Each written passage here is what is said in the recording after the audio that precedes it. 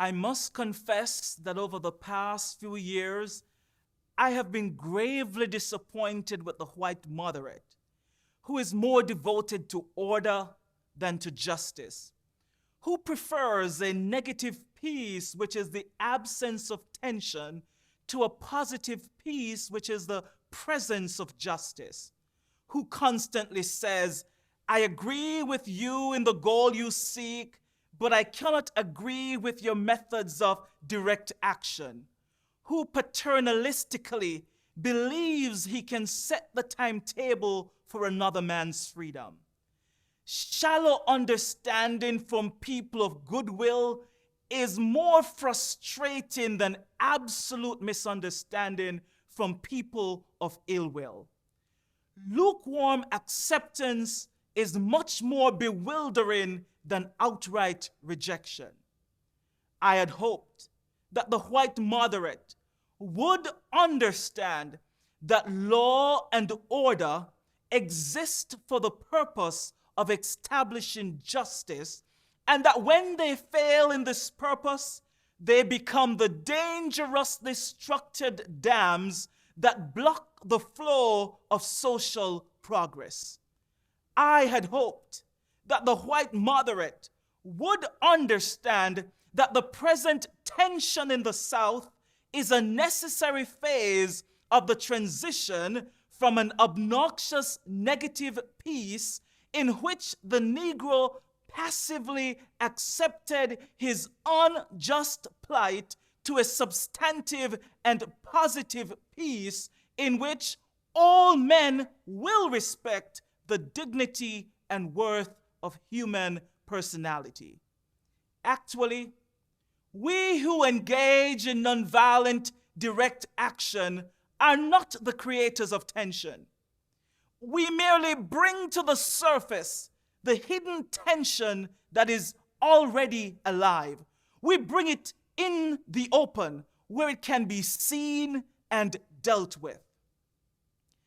I began thinking about the fact that I stand in the middle of two opposing forces. One is a force of complacency. The other force is one of bitterness and hatred, and it comes perilously close to advocating violence.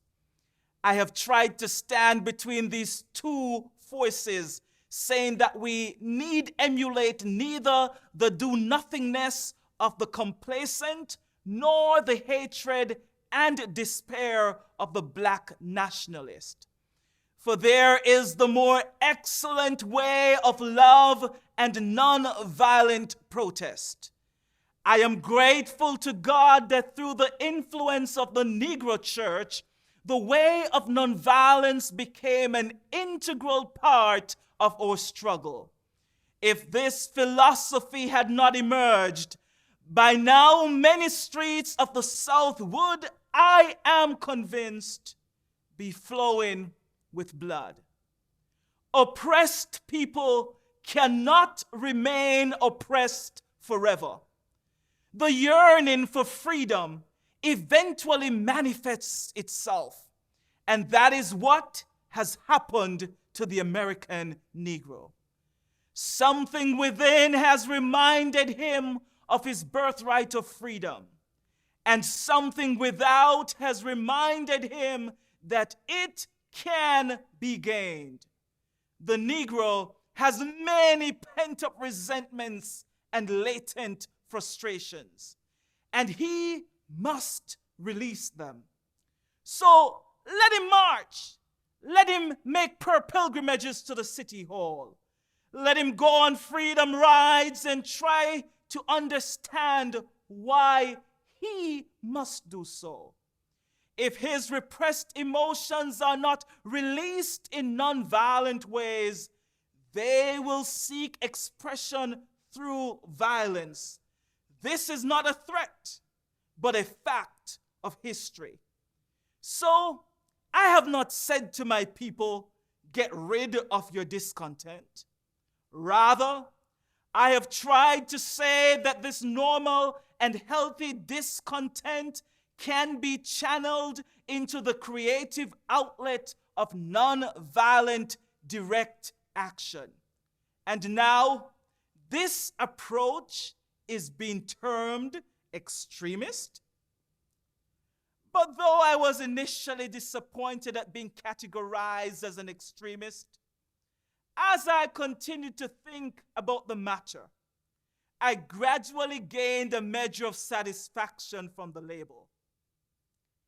Was not Jesus an extremist for love? Love your enemies, bless them that curse you, do good to them that hate you, and pray for them which despitefully use you and persecute you? Was not Amos an extremist for justice? Let justice roll down like waters and righteousness like an ever-flowing stream. Was not Paul an extremist for the Christian gospel? I bear in my body the marks of the Lord Jesus. Was not Martin Luther an extremist? Here I stand, I cannot do otherwise, so help me God. And John Bunyan, I will stay in jail to the end of my days before I made a butchery of my conscience. And Abraham Lincoln, this nation cannot survive half slave and half free. And Thomas Jefferson, we hold these truths to be self-evident that all men are created equal. So the question is not whether we will be extremists, but what kind of extremists we will be. Will we be extremists for hate or for love? Will we be extremists for the preservation of injustice or for the extension of justice? In that dramatic scene on Calvary's Hill, 3 men were crucified. We must never forget that all 3 were crucified for the same crime, the crime of extremism. 2 were extremists for immorality and thus fell below their environment. The other, Jesus Christ, was an extremist for love, truth, and goodness, and thereby rose above his environment. Perhaps the South, the nation, and the world are in dire need of creative extremists.